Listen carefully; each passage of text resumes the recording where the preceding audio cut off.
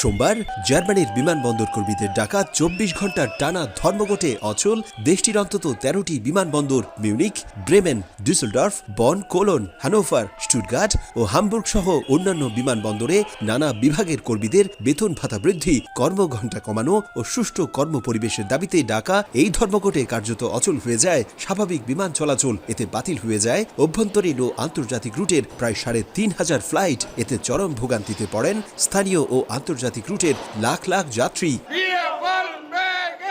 দেশটির সবচেয়ে বড় বিমানবন্দর ফ্রাঙ্কফুর্টের বিমানবন্দর কর্তৃপক্ষ জানায়, রাতেই ১,১১৬টির মধ্যে ১,০৫০টি ফ্লাইট বাতিল করা হয়। একই চিত্র বার্লিন ব্রান্ডেনবুর্গ বিমানবন্দরেরও, সেখানেও একসঙ্গে ২৪৬টি ফ্লাইট বাতিল হওয়ায় বিপাকে পড়েন ৭০,০০০-এরও বেশি যাত্রী। এদের মধ্যে অনেক যাত্রীকেই পাঠিয়ে দেয়া হয় অন্যান্য বিমানবন্দরে। শিডিউল মতো ফ্লাইট না পেয়ে হতাশ হয়ে অনেক যাত্রী ক্ষোভ প্রকাশ করেন।